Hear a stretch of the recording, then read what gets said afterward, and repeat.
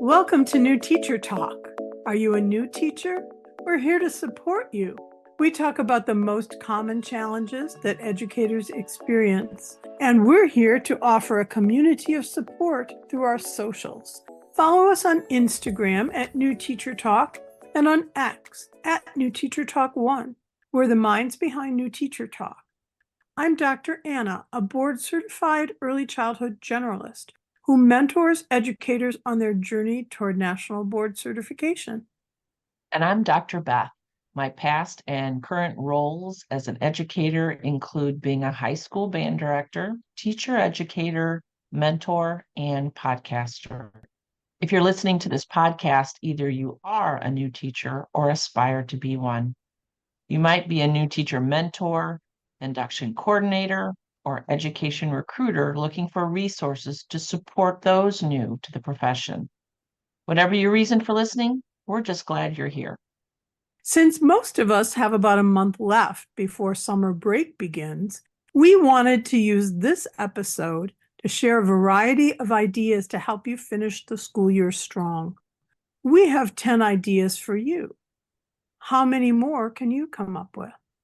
The first idea I'd like to share is that this time of year, we are all tired. However, we all need to stay engaged as well as keep our students involved and motivated in the classroom. It's not always easy.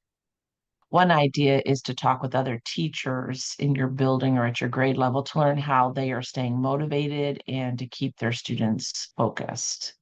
That will lead to some pretty good advice that any new early career teacher could use.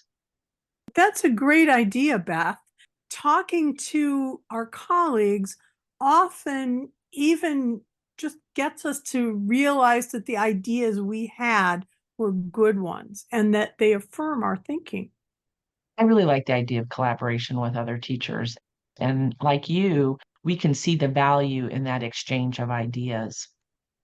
A second idea I'd like to share is really curriculum based. Deciding how we want to finish or academically close the school year is super important. So, my recommendation is to encourage everyone to take a look at the curriculum and be extremely purposeful in the planning that we have left to do with our students. In these final weeks, we want to start bringing closure to what we're covering. How can we help our students transition to the next grade level? Or, like in my case, I was a high school teacher. So my students, the seniors, were graduating, and some were going into the workforce, and some were going on to college. How can I help them make that transition and think of it from a curricular standpoint? Need to close down the year. What does that look like? How are we going to get there? My third idea I'd like to share is related to place-based curriculum. One thing that students often find helpful, especially at the latter part of the year when they're trying to find ways to stay interested in what they're doing and what we're doing, is to look at what school or community projects we might work on in those final weeks. How might you coordinate with another teacher at your grade level or content area or at another building? Maybe we're doing a community garden where people in the community can come and get fresh produce. Maybe that's something that you want to coordinate with the science teachers. Could be a way to get the students involved. And then over the summer, it might be a project that they could continue doing. So think about school and community projects. It can be quite empowering. Place-based education is so important because it draws us to our roots in the community, and it lets us have that sense of belonging that all people need, especially today. I agree, Anna. Oftentimes, our students have shared with us that they got the greatest enjoyment or they get great opportunities by doing projects and things that allow them to help, whether it's through a school initiative or a community project, because that is something that can increase engagement and show purpose for why we're doing what we're doing. It does. It really grounds us in our space and our place and gives us a deeper appreciation for our communities. I completely agree. The fourth idea that I have for us is to build an electronic memory book. This idea can serve all age groups and can be as simple or as complex as you choose. You can use PowerPoint or Google Slides. You might have each of your students contribute a slide with their favorite memories of the year. And since you've already got this idea of the slideshow going, you've taken many, many pictures over the course of the year. So you can chronicle that sense of year by adding your photographs throughout the presentation. Then you can share the link with students and they can keep it for as long as they choose to. It also is a great way to share with your families all of the good things that you've done over the course of the year. You can also use this idea with older students as a review of the years or the course's content through slides on particular concepts. They could use slides or they could create an e-zine or an e-book through free templates. I'm going to offer you the link to one at Visme, and this link will be in the show notes. And the books could come in handy for high schoolers as they study for SATs or ACTs in the future. I know this would have helped me in my math studies. Oh, that's great. The electronic memory book is a good one that can be used at, as you mentioned, any level. Could be high school, middle level, or elementary, upper or lower elementary. It's a great way to do that. Plus, everybody has devices now. They can capture this information on their phones. They don't have to actually be at a computer, or they can seek that information through, like, let's say, a tablet or an iPad. And you can even hear people's voices. So Mhm. it makes it such a rich way to capture all the memories of a school year or a course time. Our fifth idea is to let your students become the teachers. As an assignment, students use their own interests to plan a lesson that can be taught to the rest of the class. Have them develop a lesson with an achievable objective that uses some of the same engaging instructional methods you've modeled during the school year. You could set aside a bit of time every day, or you could devote a day to the student-led lessons. And the lessons could be taught in whole group or small group setting, again, based on the interests of the other students in the classrooms. These type of lessons, letting them become the teachers is a great way to build in that social element while also empowering them to take ownership of their learning. The next idea I have for you is to revisit icebreakers. I know that at the end of the year, sometimes you're planning for a 40-minute block of time, and then 20 minutes before that's supposed to take place, somebody says, "Oh, by the way, we have an assembly that's going to start loading people into the gym at halfway through your class." So it's really, how do I use those bits of time that I have to fill? And so when we think about how our students have grown and changed over the course of the year, sometimes they're almost new people than what we saw at the beginning of the year. So let them get to know one another with fresh eyes. And in the show notes, again, we'll provide some links for icebreakers for a variety of ages. It's just that way to bring the year to a close in a really humane sort of way. Anna, until you mentioned it, I had never thought about revisiting icebreakers. I know the end of the year is just fraught with things coming into our school day that really moves away from a traditional class schedule. So that's a great idea. I really also like the fact that you've already now mentioned two ideas that will have links in the show notes. Very helpful. Absolutely. A seventh idea I want to build on this is something that was really kind of time sensitive for me as a high school band director. There's always things to be put away or filed. And I know this is true in every classroom, whether you're a first grade teacher or an eighth grade math teacher or a high school teacher in a traditional content area. We have to start thinking about triaging the materials in our classroom.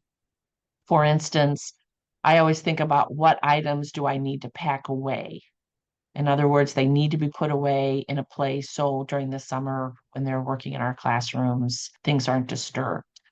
I also, in triaging materials, like all teachers, have to think about giving to another teacher stuff that you're not going to use anymore or getting from another teacher. I'm immediately thinking of people that are retiring and think about those in your building or in your district that you know this is their final year. They're going to probably be emptying out their classroom, giving away a lot of things.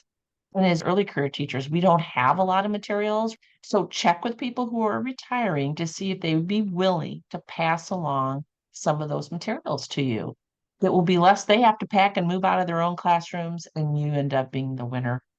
Another big issue too that impacted me is that I always had to double check with my building principal or assistant principal as to the last day I could be in my classroom and when I needed to turn in my keys for the summer, because those were always collected. Again, there's sort of a checklist of things to do as these final weeks are coming to a close and we can start our summer breaks or maybe even summer school. And you talk about putting things away. One of the other things that I think is important as a teacher is to really think, am I going to need this again? Am I going to use it again?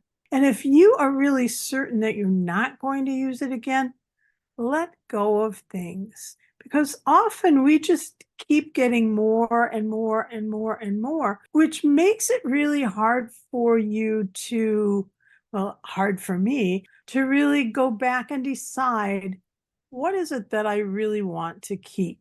If there are things that are broken, get rid of them. If there are things that you just don't want anymore, share them with somebody else. Yes, and it's easy to accumulate a lot of stuff in a short amount of time. So your thinking is so spot on, Anna. And one of the other things that we want to be able to do in these last weeks is to experiment. Evaluations are in the books, standardized tests are over. So it's time to try out some of those new ideas that you've heard about, but were afraid of trying because they weren't necessarily something in your setting that everybody else does, and you were a little bit worried, is this going to be something that I should be doing? So now is the time. Nobody's going to be judging you. Try these new things out. It might be a new technology integration that you're not yet confident with. So bring the students in on the idea. I want to try this out. Can you help me? Let me know what's working, what's not working. Work with your students, get their feedback, because often if they know that you're trying something new that you're really wanting to benefit them with, they're really willing to share how they perceive that trial. Yes, experimentation at this time of year is just so timely. It is, and it keeps us fresh and it keeps us thinking to the future. Mhm. Well, this didn't go so well now, so maybe it's something that I'm going to add to my professional learning list that I really want to try and learn more about it. Which brings me to our next point. If you're planning to teach summer school, begin to think about what's ahead this summer and make that to-do list. Again, as you're putting things away, what might be resources that maybe you need to keep out, put in a box that, these might be things that I want to use during that time. And also, if you're a regular listener, mark your calendar for Monday, June 3rd, when our episode that's dedicated to teaching summer school drops. We'll have lots of ideas about summer school for you then. That's great. And it will be here before you know it. So, yes, definitely make a note on that. Monday, June 3rd, we are going to be doing an episode on teaching summer school. It'll drop on that morning. And our 10th and final idea for you to consider is to take 15 minutes to write a reflection note about what you want to accomplish during the next school year. When I first started teaching, I was very fortunate to work for a state recognized principal, and he had won many awards, and he was very talented and gifted at mentoring early career teachers. And this was a strategy that he asked every teacher, not just the early career teachers, but even the veteran teachers, to do. So he would give us an index card and he asked us to write down what we wanted to accomplish during the next school year. He even said if you want to do like a 1, 2, 3 list, or if you just want one big idea, he said he would let us make that decision. We wrote our notes and he passed out an envelope. He asked us to seal the information and then he asked us to place it in a location where it would go undisturbed throughout the summer. And then we were to open on August the 1st or the first week of August, depending on our personal schedules. And I have to tell you, that exercise stuck with me for years and years and years because at the end of the year, your mind, although tired and you've been through a lot in the school year, we tend to write down really deep, thoughtful, reflective ideas for the new academic school year. Over the summer, we kind of lose that edge. We're doing other things. We might be teaching summer school. We might be taking some graduate level classes. We might be working another job just for extra income. Here, we strike while the iron is hot. We write down the ideas. And I love the fact that it was sealed and we did not open it up until months later. And it was so eye-opening every year when I opened up my envelope. And I know my other peers, my colleagues I worked with felt the same way. So I share that idea for us to consider. And maybe if this is something you want to do, great. If not, that's okay too. Well, before we close our episode today, remember that every Tuesday we share a helpful resource that you can download through our Instagram page. Look for the Tuesday Teacher resource at New Teacher Talk. Also, check out our Thursday Thought to keep you motivated via our Instagram and X at New Teacher Talk 1.